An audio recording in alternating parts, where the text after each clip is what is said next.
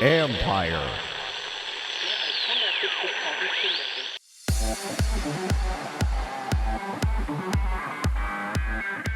The big dance is ready to tip as safely as possible.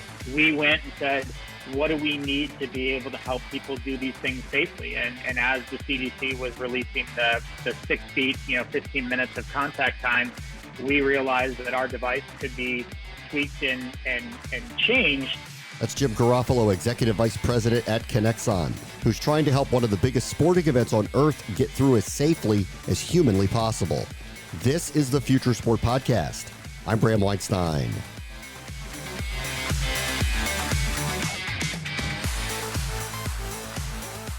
If we are going to truly have one shining moment, there are a lot of precautions that are going to need to take place at the NCAA tournament. Just a week ago, Duke and Virginia both had to exit their conference tournaments early due to a COVID-19 positive test. So Kinexon is trying to help everyone get the hoops of March in without everyone going mad.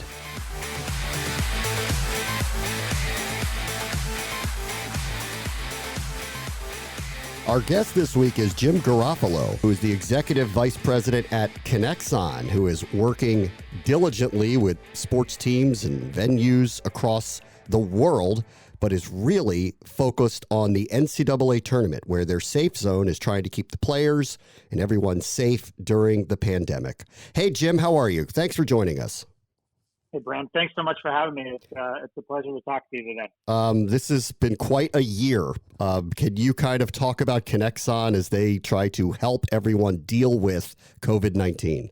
Yeah, it's been a roller coaster of a year, that's for sure. And I think the positive for Kinexon side of it here is that we've been able to, in the best characterization is create kind of a pivot in our product offering. We were a company that was primarily known for performance tracking, worrying about speeds, accelerations, positional data that performance directors and data analytic individuals are looking at from a day in and day out perspective.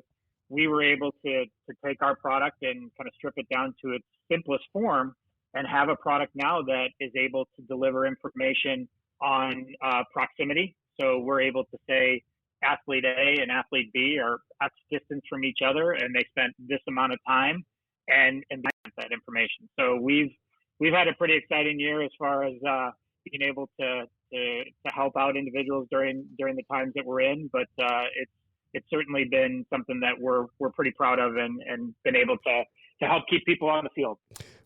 When did the pivot happen? Was it obvious to you and immediate? Because I think the world took a step back and said, okay, we're going to shut down for a short period of time. But I don't think anyone at least hoped that we'd be sitting here a year later talking about these things again. Can you kind of take me through how the company perceived the pivot and why to jump in and try to help teams out this way?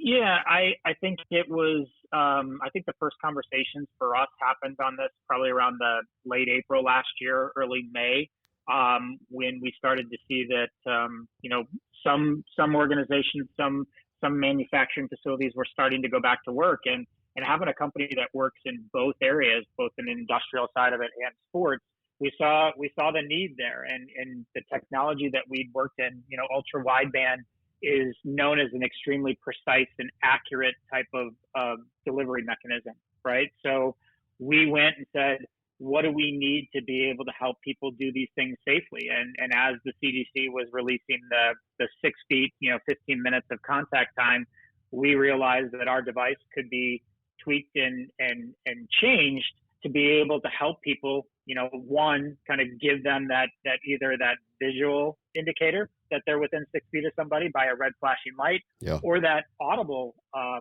information as well that could chirp if they get too close to somebody. So we took those two pieces of it, and then we said, well, it'd be great if we could store that data and then be able to deliver it back to individuals to help give them good contact tracing information. So we took that next step on it. So I think it was an evolution of, one, we knew we could deliver, sensor to sensor activity. And then two, how do we take that sensor to sensor activity and turn it into meaningful contact tracing information for our our sports teams, our industrial clients, and really deliver a solution that could give them that total picture if there is a positive test, how that can help, how this can aid in the process of identifying who may be at risk.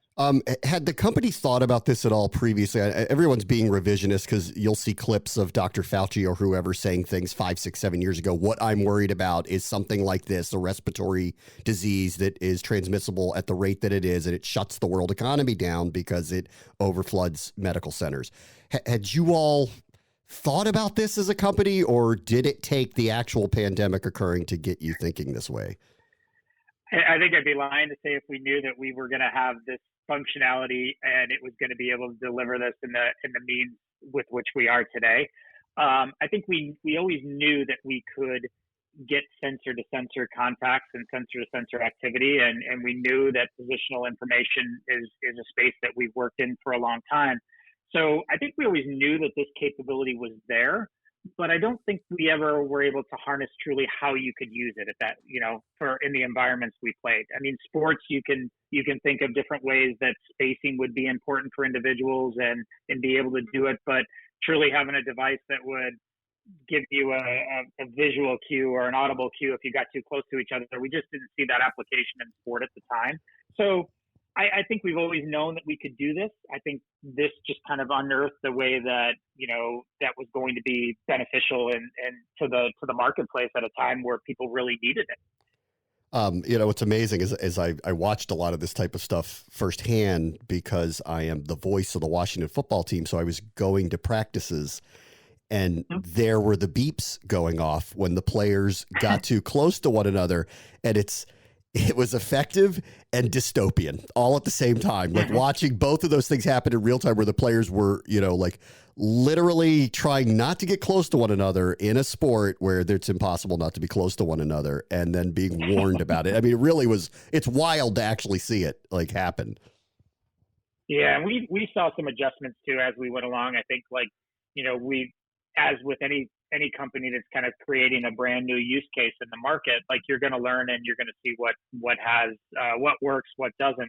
We learned a lot from the NBA bubble, and how the programming was set on the devices and what we wanted to do there. And we took those learnings and applied them to the NFL use case as you just described. And I think early on there probably was a lot of that alarms and alerts and things of that nature happening. But as we went on, we realized that, okay, the athletes have to be handled in a certain way with their devices.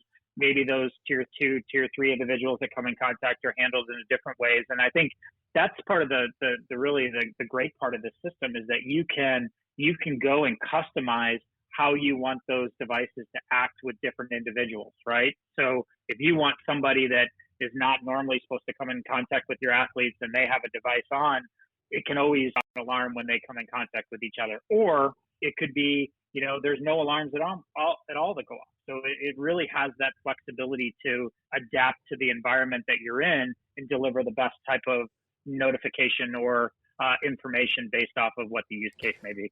Support for this podcast comes from State Farm.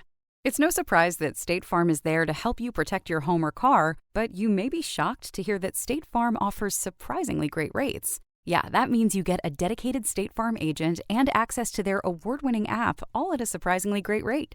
So if you're hearing my voice right now, State Farm probably has a surprisingly great rate for you. When you want the real deal, like a good neighbor, State Farm is there. Microsoft Teams is helping a bicycle company reinvent the way that they work. We make bicycles for everyday riders. Once the pandemic hit, we started doing virtual visits. All of a sudden, we could open up our showroom to customers around the world. Learn more at Microsoft.com/Teams. Can you help me with just privacy issues and how you guys think that through with everything that Kinexon does, which obviously is player tracking to now this contact tracing? Could you kind of take me through the thought process of that? Yeah, I think the beauty of the devices we're working on right now is that we don't store any sensitive information about the athletes. So we don't need birth dates. We don't need, social security numbers. We don't need heights. We don't need weights. We strictly have an athlete name or a pseudonym. Like we have a lot of our clients that work strictly in I'm going to be, men's basketball, number 1, number 2, number 3, number 4. So we have ways that we can work in different environments. If they want to have the names in there, they can. If they want to have pseudonyms, they certainly can do that. And then, the other thing about it too is that we're not collecting physical location information. So really it's about sensor to sensor activity. So if you and I are on the practice field together, we're only going to be able to see, or anybody's only going to be able to see, that we had contact with each other at this point in time, at this distance, and for this long.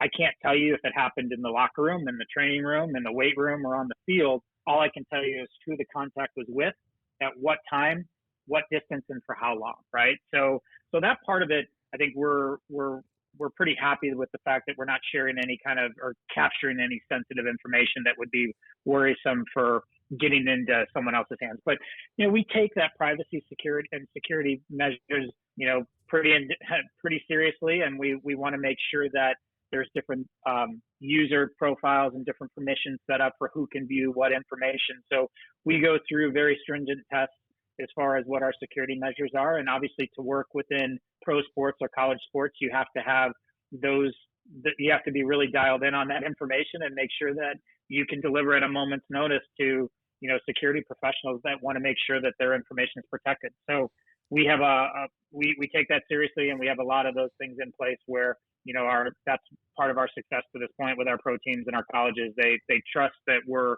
handling their data in the right way and that we're utilizing it in the right way as well.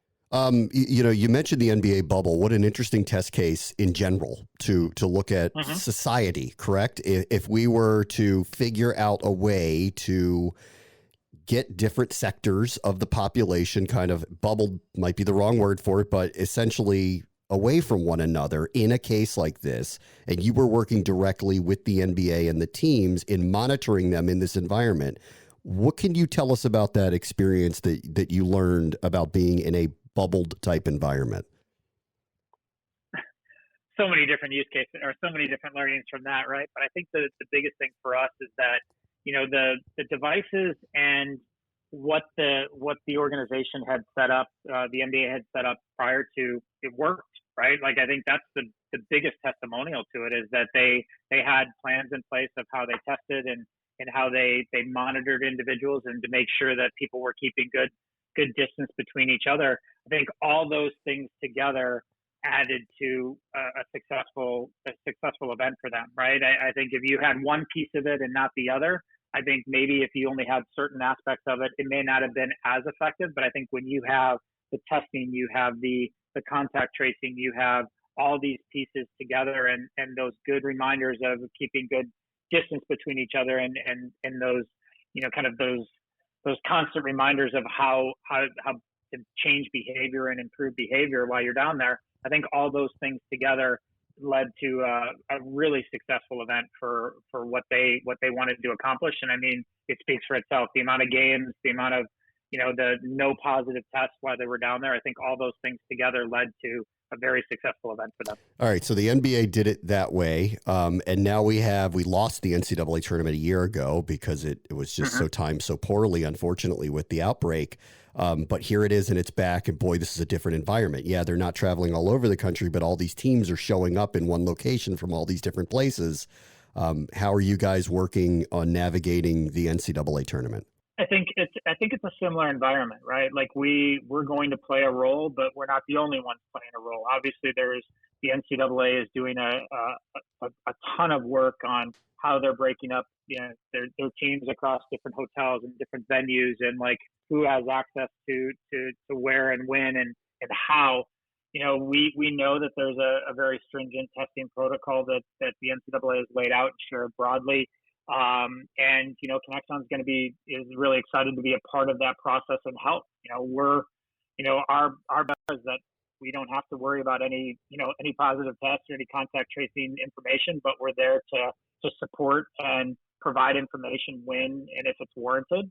And hopefully we get through the April 5th, April 6th there with no issues and no positive tests, and Kinexon was just there to kind of play a support role if needed. And you launched what's called the Safe Zone. Can you tell everybody what that is? Yeah, so Safe Zone is our contact tracing proximity device that I was describing there. So really, that's each individual has a safe tag that they wear throughout the environment, and each is a little different. We've got programs that wear them, currently the minute their athletes step in the building till the time they leave. Some wear it in practice, some wear it in games. Like it really depends on a team by team. You being so close to the NFL environment, you saw the policies there and how stringent that was. The minute you walk into the facility, you had the device on and you had to wear it throughout your activity there. So, we see, the safe tag, you see the safe tags everywhere with their athletes walking through the facility and how they wear them. But, really Safe Zone is kind of that platform as a whole. It's the tags, it's the contact tracing, it's the analytics, that all those things that go together that kind of provide what Safe Zone can deliver. I can only imagine too, let's get outside of sports for a moment, that there must be companies especially in the service industry that are coming to you saying, maybe the ship has sailed on this particular pandemic, but we want to be prepared for the next one. Have you had those types of conversations about if this happens again, that there's a different way that maybe the world can interact with it and not have economies shut down? Yeah, I think we've had a variety of those type of conversations. I think everybody is kind of, if this has taught us one thing that this device can do, is it can reinforce good behavior, right? I think if let's say that we get through this, we get through it this summer and things are trending in the right direction, I do think there's going to be use cases where people are going to want to continue to make sure that they're emphasizing good behavior, whether that be in an athletic environment, whether that be in an industry or a service industry like you described. I think we've learned a lot here over the last 12, 13 months that show us how to spread and things that we can just be mindful of that can help prevent that for the future. So for us, we see continued usage of this product. Now, will people be using it for contact tracing all the time? Maybe not. Maybe it becomes more of a proximity device that just is a smart reminder that if you're within 6 feet of somebody, that you need to back up and kind of keep some distance there. So I think we're going to see this evolve a little bit. But yeah, a lot of people are planning we made it through this one and how are we going to set ourselves up for success if this should ever happen again? While we've had great success during this time, we certainly don't want to see another pandemic, and we don't want to see people have to deal with this again. So we'll arm them with the tools that help keep them safe and successful and keep everything open as much as possible. Jim Garofalo is the Executive Vice President at Kinexon. Thank you so much for joining us. My pleasure. Thanks so much for having me. Support for this podcast comes from WGU. Do you want a more skilled and effective workforce? Do you want to build loyalty and increase employee retention? A partnership with Western Governors University could be exactly what you need. Over 300 organizations nationwide already count on WGU for valuable education benefits that lead to better prepared and more capable workers. With more than 60 accredited bachelor's and master's programs to choose from, and shorter credential programs coming soon, WGU has long been a leader in making quality higher education more accessible. Flexible online learning is the key. Students can fit schooling around their existing schedules and even complete courses and degrees sooner than planned. WGU makes earning a respected degree possible with just a computer and an internet connection. Partner with WGU today to make a smart investment in your company's and employees' future. Learn more at wgu.edu/partnerships. That's wgu.edu/partnerships.